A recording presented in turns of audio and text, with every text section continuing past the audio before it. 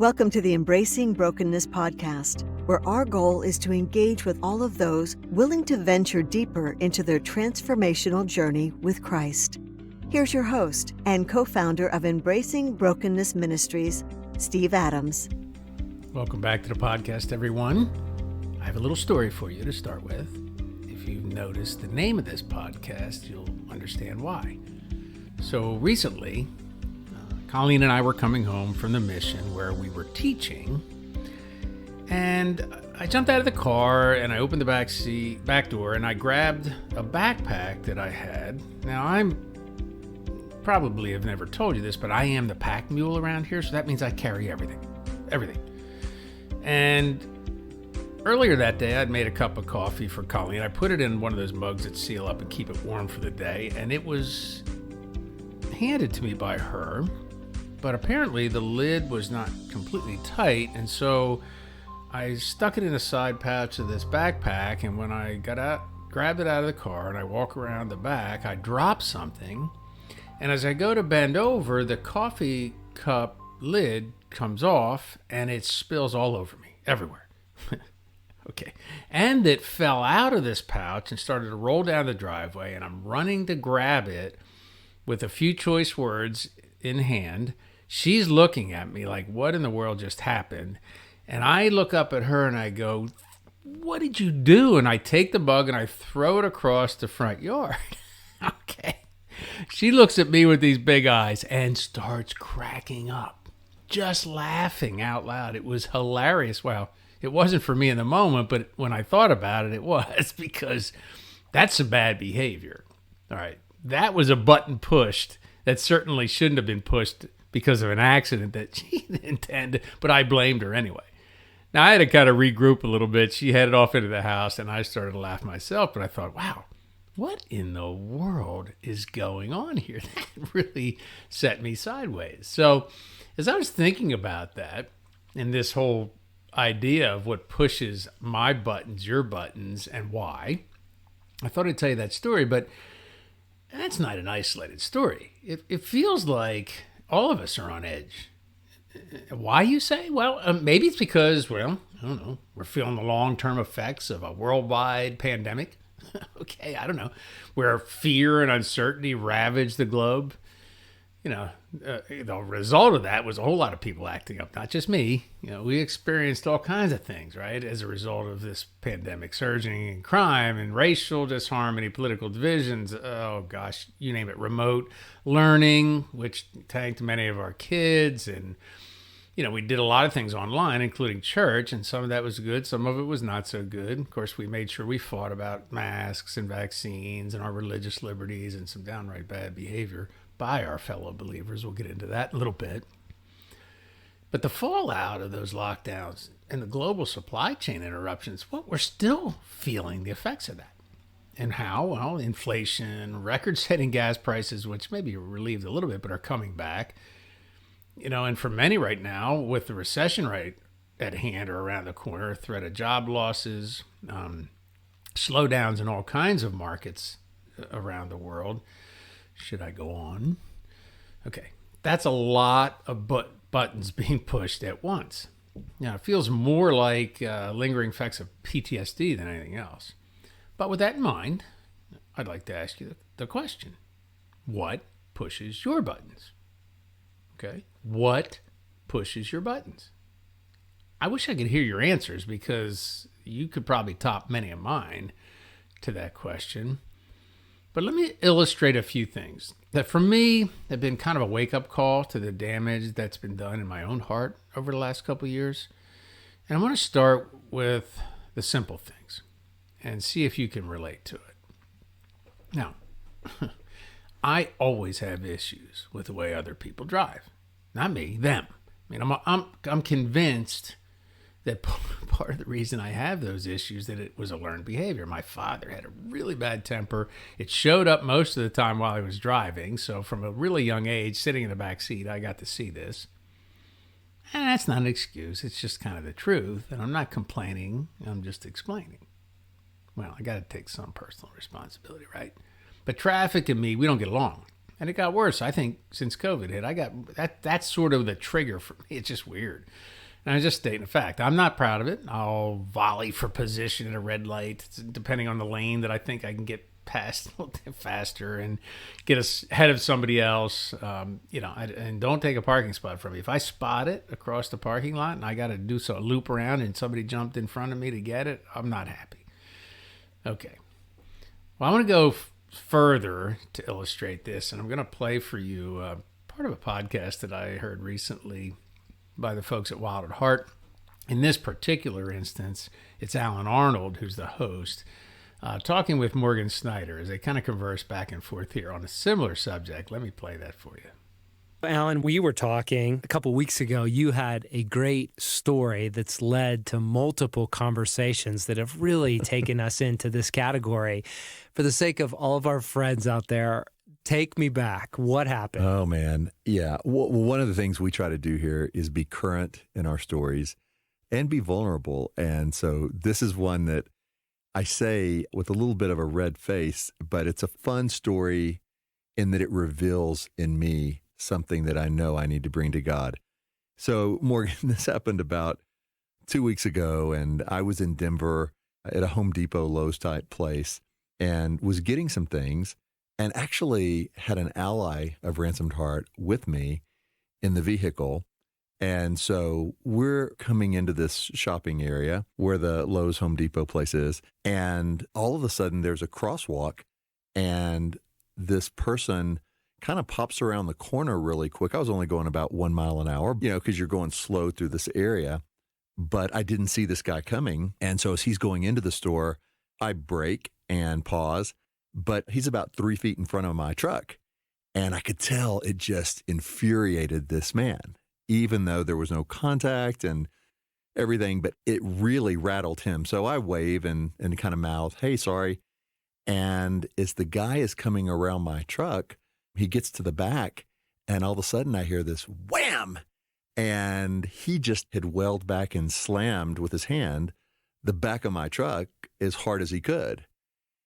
And in that moment, I just felt this fury rise up in me of, first it was, what just happened? And then it was, I can't believe this person just knocked the back of my truck. And so the ally's right there with me, watching me. And we were in some deep conversation about the heart when this happens, of course. And all of a sudden this disruption happens, and he looks at me, and I said, "Hey, I'm not going to embarrass you or anything, but I'm circling back around to catch up with this guy." And the ally's eyes get wide, and so I circle around, and he's about to go into the place, and I just said to him, "Hey, I'm sorry, didn't see you there, didn't mean to get so close to you, but that's not really cool what you're doing, when you hit somebody's truck like that." Well, the guy was ready for a fight in words and in posture. And so he starts yelling and cursing, and people are going in this place looking at him and looking at us in the truck, and the ally's looking at me, and I find myself in this, what felt like a no-win situation, because on the one hand, for that to have happened, I mean, the only thing that got hit was my truck, with his hand. Like, this person didn't get hit, and there was no harm, no foul on that. But then when he slapped my truck, it was really this question of, I'm not sure what the best thing to do is, because it felt passive to just drive off and ignore it, and it felt too aggressive. I knew I wasn't going to jump out of the truck and pick a fight, but it's like, what do you do in that situation where neither option feels good? To engage with somebody who's over the top, angry and furious, doesn't feel like a win, and gets messy, and to drive away and just pretend it's all okay and let it roll off feels super passive. So, Morgan, that was the story that we were talking about, and it provoked a lot of great conversations with the team, because what would you do in that situation? What would you do if somebody just out of the blue did that? Do you stop, engage? Do you keep driving and ignore it? And it played out live time for me with an ally in the truck. So it was a pretty revealing situation. Alan, what I really appreciated about that experience is the next day when you were at work, you took it to the next level to be curious about your reaction. right? You processed it with me and with a few other folks. And then we actually ended up having a dinner at an event, and we were all around the table wrestling with what is our typical reaction and what does it look like to walk with God in that type of situation. And I think one of the things I want to name in this podcast is every situation is unique, right? So it can't be prescriptive. We have to walk with God. Context is everything. Yes. Thomas Aquinas, many years ago, suggested in understanding ethics, there's really 3 layers to consider, and one is the nature of an act, one is the motive of an act, and one is the circumstances of an act. And it's really helpful to think, do you stop at a stop sign, for example, in a parking lot that's empty, 0 cars, in the middle of the night at 2 a.m. with bright lights everywhere? Is it the right thing to stop or not? And I don't want to dive into that here. That's not what it's for, but it's worth considering because there's nature and motive and circumstance. So we don't want to be prescriptive. We're not telling people what to do in that situation, but I think what we're naming is that situation evokes some things in you. And if I remember you telling the story when you came back, you described what this man in the truck with you said of your reaction when he slammed your car with his hand. You remember that? Yeah, because again, this ally and I were having this deep, meaty conversation about a heart matter. And even after I stopped and there was a few feet between us and I, waved to the guy and said, sorry, we just went back to the conversation and we're starting to ease on when the back of my truck got hit. The ally said later to me, when that happened, I just saw this flash of fury come over your face. And that wasn't a conscious thing, that I did. And honestly, I was glad, Morgan, that he was in the vehicle with me, because the me 15 years ago would have probably jumped out of the vehicle and not picked a fight, but would have been toe to toe with this person who did that 15 years ago. Well, I'm not that man anymore, but there was that momentary sense of, I'm going to make this right. Yes. Like, this is not right. This is not fair. And nobody has the right to just, bang your vehicle, even if it's with their fist. And so thankfully he was in my vehicle, because that put a pause in me of, be careful of what you're about to do, be thoughtful. And yet there was this rush of adrenaline. Yes. So as we unpacked it later and he mentioned that to me, I said, yeah, you're right. And that's not who I want to be. Yes. I don't want some emotional reaction or some surge of offense or even cloaked in, that's not fair. That's not right. I'm going to make it right. But if that causes me to do something that the next day or even in the next 5 minutes that I regret, that's not good. And as I was even talking to this person from my vehicle, and he was yelling and he was cursing and he was furious. And all of a sudden I'm like, what conversation is this? Like, people are walking by not knowing what's going on, but it's not the scene of a story I want to be in. And all of a sudden I'm in it. Yes. By not just moving on. So as you and I unpacked that, and as we did with the other guys, like, part of it came down to, even though it's not prescriptive, the question that everybody asked themselves around the table was, how would they respond? Yes. And I think we all came to this point of whether we would drive off in passivity because we didn't want to engage or confront, or were fearful of that, or we did something more aggressive. We stopped, we said something to this individual, we got out of the truck, whatever it would be. But on the aggressive side, that didn't feel like the answer. And so there was this holy pause around the table of, well, but aren't those the only 2 options? Right. Like, isn't it either you move on and you let it go and it's somewhat passive in that you're not engaging, or you engage with a strength and a force and you set it right? But if neither of those are the best option, what is? Okay, so great question, right? What is? What would you do? I think that's a great thing for all of us to consider. And I'm not going to give you the answer to that because I don't know what it would be for you. I'm not even sure what it would be for me right now. But we have to start considering our responses to the things that push our button.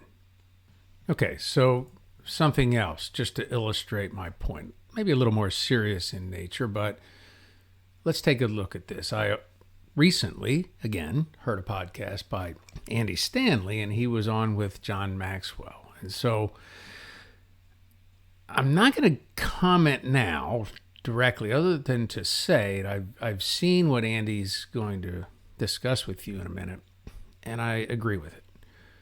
He wrote a book entitled Not In It to Win It. So he asked the question as to why he wrote the book. Here's his answer in a segment from this podcast with Andy Stanley and John Maxwell. Yeah, Sandra and I have been working on a parenting book. And so a year ago this past May, I said, darling, I hate to say this, but we got to hit pause on that because I am so brokenhearted, as John just expressed. I'm so, I don't know, almost confused as to what's happening within the Christian community in terms of where we stand in culture and the message we're portraying in culture.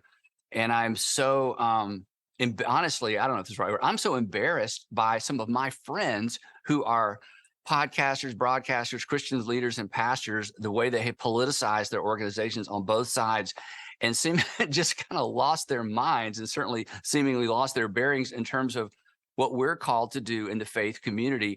And I said, I feel like I got to say something. And I have been, talking to our local churches in the Atlanta area and around the country for quite some time about these issues. And so I decided to sit down and write a book. And so I wrote Not In It to Win It. And I told her, I said, I don't know if anybody's going to read this. I don't even know if anybody's going to publish it. I doubt anyone's going to want to endorse it. But I just felt like I had to do this. So that's where this came from. Andy, what do you hope the person that's kind of far from this idea of faith that you grew up with, what would you want them to pick up from this book? Well, this encapsulates it. I love Twitter. A lot of people hate Twitter. I follow all kinds of people. I learned so much about all kinds of people. So the other day, this just popped up on my Twitter feed. This was not directed at me or our organization. Here's what the person said. And I think this goes to what you've just asked. Before you demand Christianity be taught in schools, maybe you should demand it be taught in churches. And what's behind that tweet, I know. Isn't that amazing? Oh my gosh. I know. The point of this tweet is, hey, I'm not a Christian. I may not be biblically literate, but I know enough about Jesus to know you're not acting like him. And this is the space that has been, we just left this space. So to my non-Christian friends and to my friends who are of different faiths and people who have abandoned faith, the challenge is not that they don't believe what we believe. The challenge is now they don't think we believe what we say we believe because not of our belief system and not just because of our actions, but because of our reactions. Actions speak louder than words. Reactions speak louder than either. And the evangelical community, in particular, the evangelical community's reaction to the social, political issues in the past cultural issues in the last 2.5 years have revealed the ugly underbelly of evangelicalism that they have suspected has been there all along. And the underbelly is simply this, that we value what everybody else values, winning, that we fear what everybody else fears, losing, and that we basically just use our religion as a tool to help us win. But when you step back into first century Christianity and when you follow Jesus through the Gospels, you find none of that. Not only do you find none of that, you find the opposite of that. So folks like John and me and others have been bewildered at the people have just left the middle to run to the extremes. And every leader that listens and watches John knows this. Leaders know that problems are solved in the middle. Problems are solved where there can be conversation with nuance. And in the current political situation we're in, there's almost no nuance. Everybody's evacuated the middle. And yet leaders know, no, you have to have conversations with people you disagree with in order to deal with real issues and solve real problems. And we believe that if we actually follow Jesus, we're able to engage with people of different faith systems, different worldviews, and solve real actual problems in our communities that desperately need to be solved. And we just sat back and saw faith leaders leave the discussion, which means they left the arena of solving real problems. And it was disheartening. It was disgusting. It was embarrassing. And I would just say to all of the folks who watch and follow John, who are not people of faith, I just want you to know there are a few of us who have not lost our minds, and we are as concerned as you are about what's happening in our country and in the world. Okay, here's what I do know. Some of you may not agree with that, but I think in principle, we saw that lived out and demonstrated, and there were a lot of buttons being pushed as a result of, again, as I said earlier, a worldwide pandemic and the church not responding in the way that was always appropriate. Now, that's, again, not always. That's not across the board. It's just enough of it to make a difference in impacting people's lives that don't walk in the faith. We could do a totally separate podcast on that subject alone, but you get the point. A lot of buttons were pushed over the last few years, and many of them by other Christ followers toward each other, and many toward those who see the world from a different lens. They're not encountering Jesus as many of us have. So it was a problem, and it's still a problem in many circles. So this leads me to the point of this podcast. It's not just about what pushes your buttons, but it's about why. Why? Why did I throw the coffee cup? Why do I fight in traffic in my mind? Okay. Why are we fighting as fellow believers about things that Jesus would care very little about? Why? Think about that. Why do your buttons get pushed? Why are and again, why? What are the reasons for reactions to the circumstances in life that trigger an overreaction? Like, I definitely overreacted in many ways here in the last couple of years, and I caught myself doing it. Not happy, but I had to ask that question. You see why I wish this could be a conversation, not a monologue. I'd love to get your input, but I'll attempt to provide a few ideas for you to consider right here. That's what the point is. So the name of this ministry, as you know, is called Embracing Brokenness. And what I've learned over the years that under stress, brokenness seems to rear its ugly head in a lot of dysfunctional ways, sinful ways, quite frankly. Okay, we lose perspective, we lose patience, and we lose our mind sometimes. And the fact is, we live in a fallen world. When our expectations aren't met, we get discouraged. When we see injustice, we get kind of belligerent at times. When we see division, we take sides. And as Andy pointed out, it's not the Jesus mode, okay, is what I'm trying to say. Believe it or not, Jesus wasn't a Republican or a Democrat or anything in between except a modeler of love, unconditional love. He led with an others-focused love, not one that required him to have his needs met above all else. That seems to be the issue for most of us, me included, when we start to act out and allow our buttons to be pushed. Okay. If you haven't watched The Chosen, it's produced by Dallas Jenkins, I highly recommend it. Now, Jenkins does a better than good job, I think, at depicting both the humanity of Jesus and the deity of Jesus. I don't think there was an episode where I didn't have a tear in my eye. Jesus modeled it perfectly. Unfortunately, even the most committed among us, we don't model it perfectly. All right, so what else? I say this. We have an enemy that hates us. He's unseen in the physical realm, but he exists in the spiritual.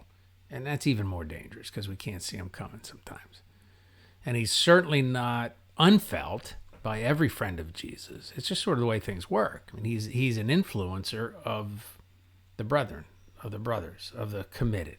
He tries to influence. Well, maybe not him directly, but one of his, what I would call buck private demons, somebody assigned to us to make our life miserable. Well, and he's not under every rock, don't get me wrong, because there's just the nature of the world we live in. Because when sin entered that picture, so did the enemy. Okay, well, actually, it was kind of the other way around. The enemy was here, and he tempted us to believe we could handle evil and good. We only knew good, and we really didn't have a clue what evil even meant. We're walking and talking with God in the Garden of Eden. We're just, life is perfect. It's kind of how it's going to be when he comes back, when we live an eternity with him. The way it was supposed to be from the beginning. Well, that same enemy is going to hassle you and everyone like you until Jesus comes back. So the most important thing is, how will you handle it? What I've come to understand, at least in the last decade or so, is that there's only one way to harness the patience and the perspective that God would have for each of us as we pursue wisdom. And, I don't mean just any wisdom from above, wisdom that can only be realized in an intimate relationship with Jesus Christ. I'm in a men's Bible. It's an inductive Bible study, actually, right now, and we're dissecting the book of James. So I'm going to quote from it here. "Count it all joy, my brothers, when you meet trials of various kinds, for you know that testing of your faith produces steadfastness, and let steadfastness have its full effect, that you may be perfect and complete, lacking in nothing. If any of you lacks wisdom, let him ask God, who gives generously to all without reproach, and it will be given him. But let him ask in faith, with no doubting, for the one who doubts is like a wave of the sea that is driven and tossed by the wind. For that person must not suppose that he will receive anything from the Lord. He's double-minded, unstable in all his ways." Well, that's not entirely encouraging, right? Since James kind of shoots straight. He's a straight shooter. He just is. He said that, those who doubt are unstable in their ways and double-minded. Well, we all doubt, so that doesn't have to be a permanent posture or a permanent condition of our lives. We have to take everything in context and together. So we got to read on in James, and he encourages us to be steadfast. You heard that, under our trials, and we will be blessed. Here you go. He also tells us this. "Know this, my beloved brothers, let every person be quick to hear, slow to speak, slow to anger. For the anger of man does not produce the righteousness of God.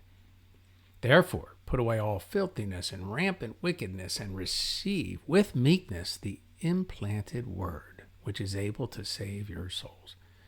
But be doers of the word, and not hearers only, deceiving yourselves. For if anyone is a hearer of the word and not a doer, he is like a man who looks intently at his natural face in a mirror. For he looks at himself and goes away and at once forgets what he was like. But the one who looks into the perfect law, the law of liberty, and perseveres, being no hearer who forgets, but a doer who acts, he will be blessed in his doing." Well, there it is. The key to it all. Receive with meekness the implanted word, which is able to save your souls. So how do we do that? Well, he goes on to tell us, be doers, not just hearers. To do or hear, we must have an intimate relationship with God. The Holy Spirit was left here for us to provide the guidance we need to stop the buttons from being pushed. Okay, the bad buttons. We have good buttons, but the bad ones, the ones that we've learned to really despise in ourselves, the things that we've been wounded by in the past that trigger us to do so. There's only one antidote to that brokenness that we experience, and that's an intimate, personal relationship with Jesus Christ. So let's pray together. Lord, help us to accept the love and the kindness you've shown us as our Savior and our Lord, to receive with meekness the implanted word and your wisdom provided every day of our lives. We simply need to ask. We're doing just that, Lord, asking. Help us to seek you more clearly and to see you and push only the buttons that lead us to loving others the way you love us. This was another episode of the Embracing Brokenness podcast. For more information on Embracing Brokenness Ministries, or to subscribe to our blog, podcast, YouTube channel, or engage with us on social media, please visit our website at embracingbrokenness.org. Thanks for joining us.